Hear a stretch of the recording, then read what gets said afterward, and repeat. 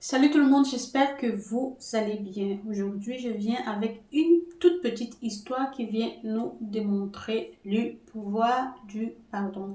Alors, si tu es une personne qui a du mal à pardonner à tes oppresseurs, si tu es une personne qui vit avec des séquelles de ce dont on t'a fait auparavant et que tu as juré par tous les noms de ne jamais pardonner à ceux qui t'ont fait cela, assieds-toi et écoute attentivement cette histoire. C'est l'histoire de Marianne qui a été violée dans son enfance et qui, 20 ans après, a pardonné à son agresseur.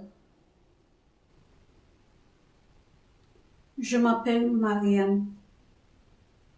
J'ai 45 ans. L'histoire que je vous raconte aujourd'hui date de très longtemps. J'ai été très vite orpheline. Je n'ai pas joui de l'amour de mes parents. Quand mon père est décédé, j'étais âgée de 8 ans. Ma mère et moi, nous vivions chez ma grand-mère, c'est-à-dire la maman de maman. Quelques années plus tard, maman a fait la connaissance d'un autre homme. Elle est très vite tombée amoureuse. Elle se sentait bien avec lui. La relation a grandi, a mûri, et un beau jour, ils ont pris la résolution de vivre ensemble. Pendant que nous nous apprêtions à déménager chez le compagnon de ma mère, ce dernier a fait clairement comprendre à maman qu'il ne voulait pas de moi chez lui. Il la voulait elle, mais pas moi. Il voulait jouir de son amour, de leur amour, avec elle seule, sans embrouille, sans quelqu'un dans les parages. Ma maman, folle amoureuse, a décidé de me laisser chez grand-mère. En ce temps-là, j'avais 10 ans. Elle a aménagé avec son nouveau compagnon. Je vivais alors avec grand-mère. Elle s'efforçait tant bien que mal à prendre soin de moi. C'était ma maman dès cet instant où ma mère biologique avait traversé le seuil de sa porte, allant s'installer avec son nouveau compagnon. Tout se passait bien. Grand-mère et moi, nous formions une très bonne équipe, nous nous entendions bien et elle me donnait la chaleur nécessaire. Un jour, je me souviens comme si c'était hier. J'étais âgée de 13 ans. Grand-mère élevait des poulets et elle m'a demandé ce jour-là d'aller ramasser des œufs au poulailler.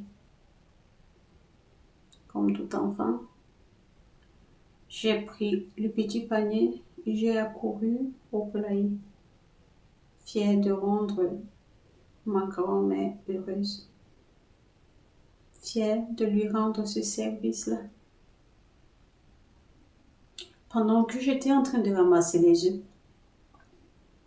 soudainement est apparu dans le poulailler un jeune garçon du village. Je ne doutais de rien. J'étais tranquille. Je n'avais pas peur. Je ne pouvais même pas me douter de quoi que ce soit. Je me suis dit, bon, il passait par là. Grand-mère lui a dit que je suis au poulailler. Il venait voir ce que je faisais ou alors même me donner un coup de main. Comme toujours, dans les villages, les gens vivent en harmonie, s'entraident mutuellement. Il s'avançait, moi je lui souriais. Une fois qu'il était à portée de moi, il a brusquement sauté de moi, sur moi Il m'a fermé la bouche. J'étais glacée. J'étais raide.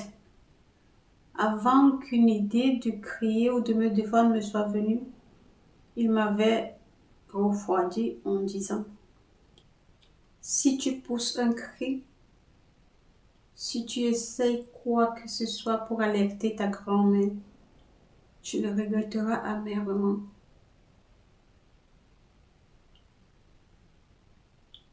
Alors je n'ai pu rien faire, juste des larmes qui coulaient.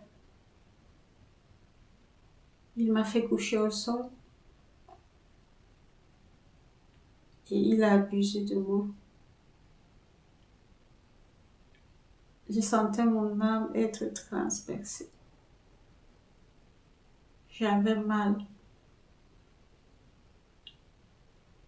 Je voulais crier, mais je me retenais, je ne savais pas ce à quoi il était capable. J'avais peur pour moi. J'avais peur pour ma grand-mère. J'avais peur pour tous mes proches. Je pleurais. Je gémissais. Et lui réalisait son forfait.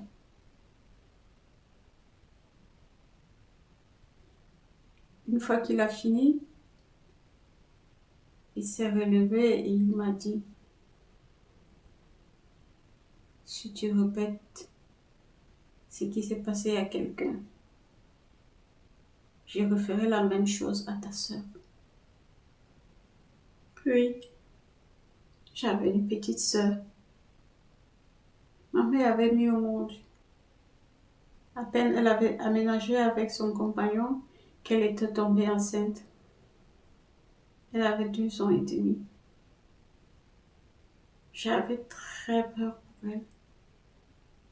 J'ai pleuré toutes les larmes de mon corps. J'ai pas voulu sortir de ce poulailler. Mais j'ai fait l'effort. Je suis partie rejoindre ma grand-mère. J'étais débraillée, les jambes pleines de sang. Quand ma grand-mère m'a vue, elle a directement appelé ma maman. Celle-ci est venue, mais au lieu de me soutenir, au lieu de me protéger,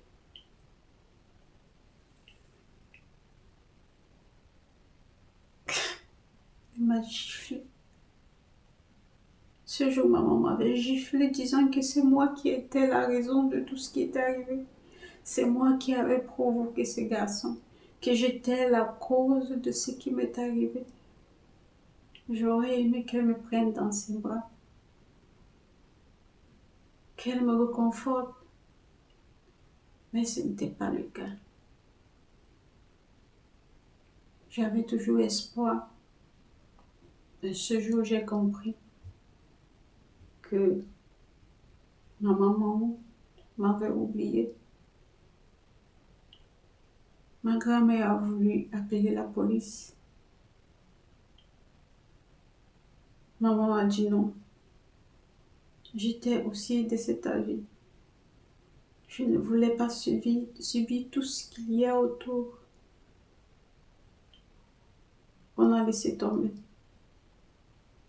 J'ai vécu avec ce traumatisme. Brisé.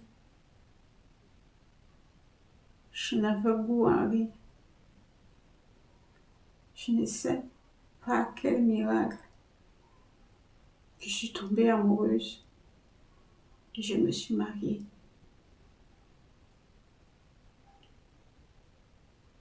J'ai 6 enfants. L'aînée est mariée, elle m'a déjà fait une petite fille. J'avais une reine en moi. Je détestais ce gars. Quand il m'avait fait cela, il avait 20 ans. À chaque fois que j'avais des rapports sexuels avec mon mari, je revoyais sans cesse cette scène. Chaque rapport me rappelait cela. J'étais brisée. Malgré le fait que j'avais pu me construire une vie, je me sentais vide. Quelque chose manquait toujours en moi. Je n'arrivais pas à jouir de tout cela, de l'amour de mon époux, de l'amour de mes enfants. J'étais perdue dans tout cela. Et j'avais peur du fait que parfois, j'étais dure envers eux à cause de tout ce qui était en moi, tout ce que je portais de négatif en moi. Alors je me suis plongée dans la vie des prières. J'ai beaucoup grandi spirituellement. Et c'est à ce moment que j'ai compris qu'il me fallait faire un trait sur tout ce qui était arrivé et d'avancer. Je suis partie dans mon village. Je l'ai rencontré. Il avait fondé sa famille. Il avait une femme et 2 enfants.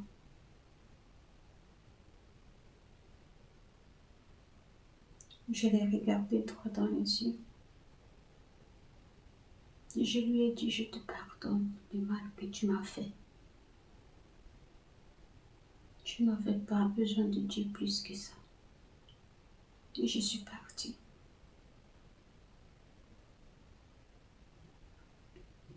Malheureusement pour lui, il n'a pas supporté cela. Ça a été un choc dans sa vie. Il a reçu cela comme une arme en plein cœur. En culpabilisant, il n'a pas pu vivre avec cela. Et il s'est donné la mort. Je me suis reproché le fait d'avoir refait surface avec cette histoire. Je me suis reproché le fait de revenir vers lui pour le pardonner et ce qui a causé sa mort. Mais plus tard, j'ai compris que ce n'était pas de ma faute. C'était son choix à lui.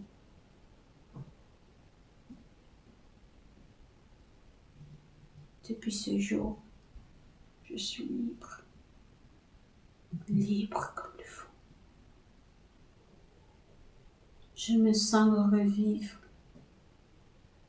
Je me sens en paix.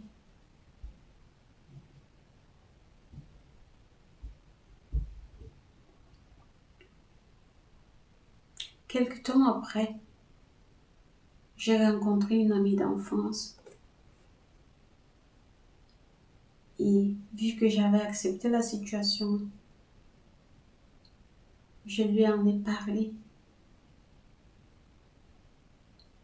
Bizarrement, elle m'a confessé que l'année qui suivait, celle où moi j'ai subi le viol, ce même gars l'avait violée. Alors c'est là où j'ai compris que je n'étais pas la seule victime. Et que peut-être nous n'étions pas que deux. Je me demandais si, en faisant cela, parce que je tiens à souligner qu'au moment où il m'a violée, il avait 20 ans. Et vous savez, au village, on se marie très vite. Il avait déjà une femme et une fille. Je me demande s'il ne faisait pas aussi cela à son enfant. Combien étions-nous ces victimes? Mais bref, je suis passée à autre chose.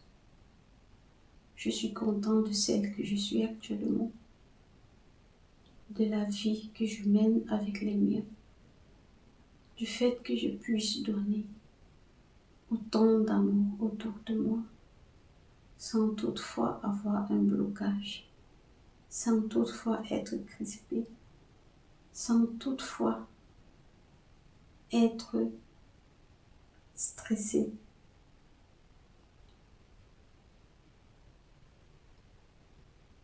Je vous remercie de tout cœur d'avoir écouté mon histoire.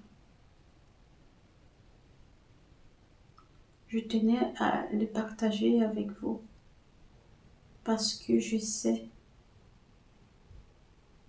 que beaucoup passent par différents soucis, beaucoup passent par différentes situations dans la vie et ils s'enferment, ils se condamnent par le manque de pardon. Cette rancune qui les détruit. Libérez-vous. Pardonnez à ceux qui vous auront fait du mal. Ne leur donnez pas ce privilège de vous détruire doublement. Pardonnez et vivez en paix, dans l'harmonie avec votre entourage et avec vous-même. Alors, la famille, vous avez écouté l'histoire de Marianne. Qu'est-ce que nous retenons de cette histoire? Les leçons que nous tirons de cette histoire sont celles-ci. Le pardon libère. Le pardon nous fait bénéficier en grâce et en bénédiction. Le pardon nous fait avancer. Le pardon améliore notre vie, nos relations interpersonnelles avec notre entourage. Alors, n'oublions pas d'ajouter cette petite épice qui est le pardon dans cette casserole de nourriture qui est notre vie de tous les jours. Tout en espérant que l'histoire d'aujourd'hui vous a parlé, je vous dis à très bientôt dans la prochaine vidéo. Cependant, comme toujours, n'oubliez pas de liker, de vous abonner et surtout de cliquer la cloche de notification. Pensons aussi à partager au maximum. À très bientôt.